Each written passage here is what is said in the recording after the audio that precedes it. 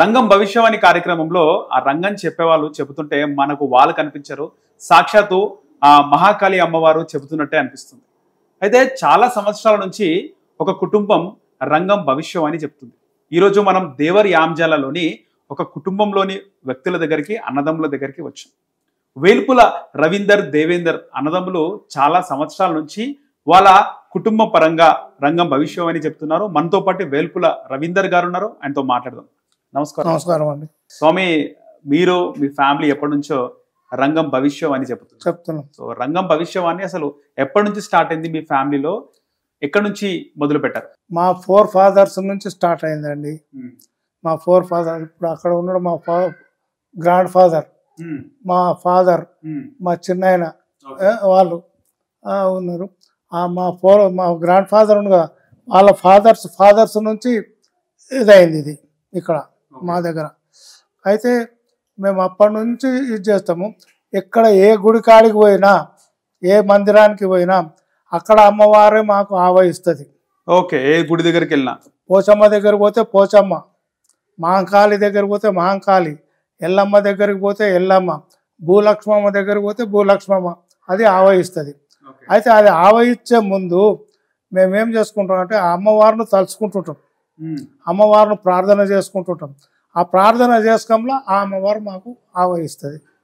అది అట్లా వచ్చి అక్కడ ఏమేం జరుగుతుంది, ఏమేం ముందుగా తన ఇష్ట దైవాలందరినీ ప్రార్థన చేసుకుంటుంది ఆమె. ఓకే, అదే మేము రంగం ఎక్కేటప్పుడు అది కూడా మేము ఆ రంగం ఎక్కేది ఏంటంటే పచ్చికుండ. ఇప్పుడు సిటీలో ఎక్కువ కాలుస్తారు, అట్లా కాలువనియం మేము పచ్చికుండ కుమ్మరాయన చేసి ఎండబెడతాడు కొంచెము. ఆ ఎండబెట్టినాక అది తీసుకొచ్చి పాతాం, దానికి భూమి మీద ఇంత మీదకి పాతాం.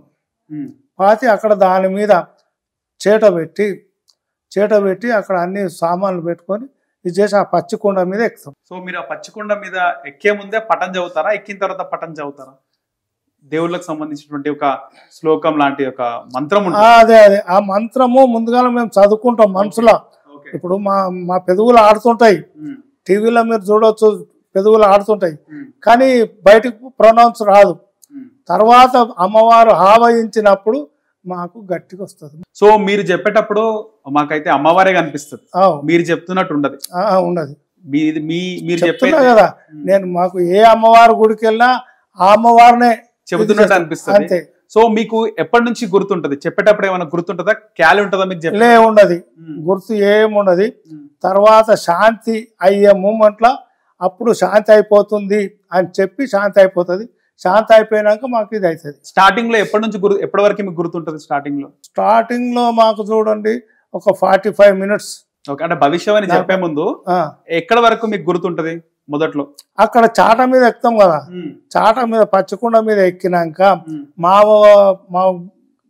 రిలేషన్స్, మా బ్రదర్స్ చెవులో అమ్మవారిని తలుస్తుంటారు మాకు. ఓకే, పక్కనున్న వాళ్ళు అమ్మవారిని ఇది చేస్తుంటే మాకు దండకాలు వేస్తుంటారు. అవి వేస్తుంటే మాకు అమ్మవారు ఆవహిస్తుంటారు. ఆ టైంలో మీకు ఏం జరుగుతుంటది? ఏం జరగదు, పొగలు వేస్తారు కదా, అనిపిస్తుంటది మీకు ఒంట్లో గానీ? ఆవేశం అనిపిస్తుంటది, ఆవేశం అవుతుంది. ఆ ఆవేశం అయినాకనే అప్పుడు అమ్మవారు వస్తుంది. ఏదో శక్తి ప్రవహించినట్టు వస్తుంది.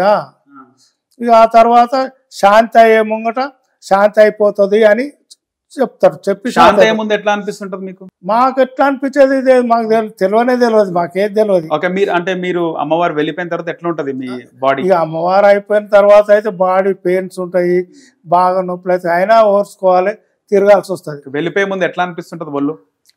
అమ్మవారు వెళ్ళిపోయే ముందే ఇక అమ్మవారు అయిపోతుంది, అమ్మవారు శాంతిస్తుంది అని చెప్పేసి శాంతి అయిపోతుంది. మీకు తర్వాత గుర్తు తెచ్చుకున్నప్పుడు అమ్మవారు మీ ఒంట్లోకి వచ్చింది అన్నప్పుడు మీకు ఎక్కడ వరకు గుర్తుంటది? ఓన్లీ మాకు ఉగ్రం వచ్చే వరకే గుర్తుంటది, అంతే. ఉగ్రం వచ్చిందంటే ఏది గుర్తుండదు మాకు. అది స్వామి, అయితే మీరు పాతకాలంలో చెప్పేటప్పుడు మీ వెంట ఎవరు ఉండేవాళ్ళు కాదు, పక్కనున్నోళ్ళు మీకు ఇబ్బంది పెట్టేవాళ్ళంట, నిజమేనా? నిజమే. ఇప్పుడు చెప్తున్నా కదా మీకు, అప్పట్లో ఉండేది సూదులు పొడిచేది, ముళ్ళు గుచ్చేది. అంటే పక్కన టెంపుల్ వాళ్ళు, టెంపుల్ దగ్గరనే ఉంటారు. ఇప్పుడు మా మధ్యన టెంపుల్ మధ్యన ఏ డిస్టర్బెన్స్ ఉండదు. ఇప్పుడు నీకు నాకు ఎదురు ఇక్కడ నుంచి ఇక్కడ మనుషులు తిరుగుతారు. ఆ మనుషులు తిరిగినప్పుడు డిస్టర్బ్ అవుతుంది. అయితే తిరగనీయకుండా చూస్తారు ఇక్కడ. సో మనుషులు తిరగకుండా వాళ్ళు అడ్డుకుంటారు, కానీ పక్కన నుంచి ఇబ్బంది పెడేటప్పుడు మళ్ళీ పక్కన నుంచి ఇబ్బంది పెట్టేటప్పుడు మేము చూసుకుంటున్నాం కదా. ఇప్పుడు అప్పుడు మా ఎవరో ఒకరు సపోర్టర్స్ మా ఎంబడి ఖచ్చితంగా ఉంటారు సపోర్టర్స్. ఉన్నా కానీ ఎవరో ఒకరు చేస్తారు. ఇప్పుడు చేసే ఛాన్స్ లేదు ఇప్పుడు. ఓకే, అప్పుడు చేసినప్పుడు మీకు అనిపిస్తుండేనా? అది మాకేమనిపించేది, మీ సొంటోళ్ళే గమనించి వాళ్ళని కొట్టేది, గుంజి పడేసేది. అది అమ్మవారికి డైరెక్ట్ అమ్మవారికి చేసినట్టే. అంతే, మాకేమనిపించేది. తర్వాత నొప్పి లేస్తుంది, నొప్పి ఉంటుంది. తర్వాత ఏమో గుచ్చుకుంది, ఏం సంగతి అనేది తెలుస్తుంది. నొప్పి అయితే తెలుస్తుంది అది. సో మీరు ఎన్ని సంవత్సరాల నుంచి చేస్తున్నారు మీరు? ఇప్పుడు నేనయ్యా 70 సంవత్సరాలు, నా ఏజ్ 70. అర్థమైందా? నేను ఈ ఏజ్ నుంచి తిరుగుతున్నా. 10 సంవత్సరాల నుంచి 16 సంవత్సరాలు 15. మీ డేట్ ఆఫ్ బర్త్ ఏంటి? నాదా 53. అంటే దాదాపు ఒక 18-19 సంవత్సరాల నుంచి మీకు అమ్మవారు వస్తుంది. అది. సో అమ్మవారు చాలా దగ్గరలో, అంటే సిటీలో కానీ కొద్ది మందే ఉంటారు చెప్పేవాళ్ళు. అమ్మవారు రంగం భవిష్యం అని చెప్పే ముందు అమ్మవారు ఆవహిస్తుంది.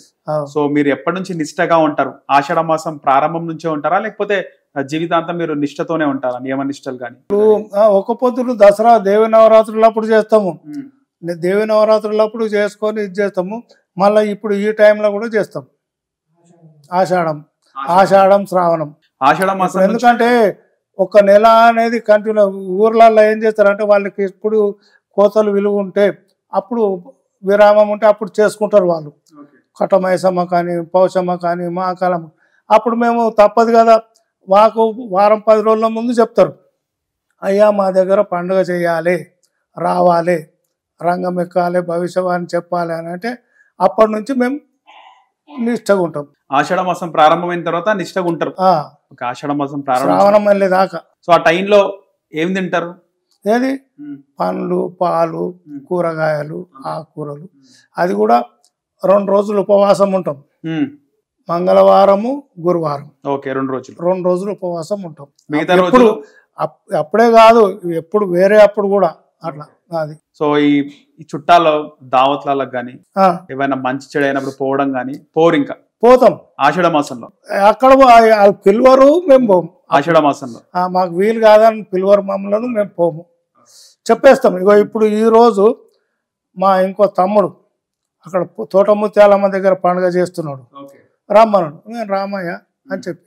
మీరు హైదరాబాద్ సిటీ, సికింద్రాబాద్ సిటీ ఎక్కడెక్కడ ఏ టెంపుల్స్ కి మీరు భవిష్యం అని చెప్తారు బోనాల టైం? ఇప్పుడు చెప్పేది హైదరాబాదు దర్బార్ మైసమ్మ కార్వాన్.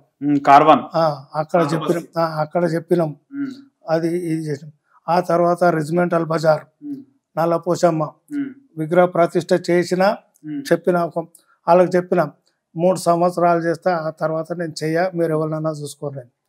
మళ్ళీ సర్దార్ పటేల్ కాలేజ్, పద్మారావు నగర్ కానీ, ఎల్లమ్మ అక్కడ ప్రతిష్ట చేసినాం. అక్కడ 3 సంవత్సరాలు చేస్తాం, తర్వాత మీరు ఎవరినైనా చూసుకోండి అని చెప్పినాం. బషీర్బాగ్ స్కైలైన్ థియేటర్ దగ్గర నల్లపోచమ్మ టెంపుల్ 5 సంవత్సరాలు చేసినాము. అప్పుడు నేను మెడిసిన్ చేస్తున్నా. ఓకే, అప్పుడు మా ఫ్రెండ్స్ అందరు చూసి బనాంచరు నన్ను, ఎక్కడిచ్చారు, ఇదేంద్రా నువ్వేమో ధోతి టోపీ పెట్టుకొని ఇది చేస్తున్నావు అని. ఇక అట్లా.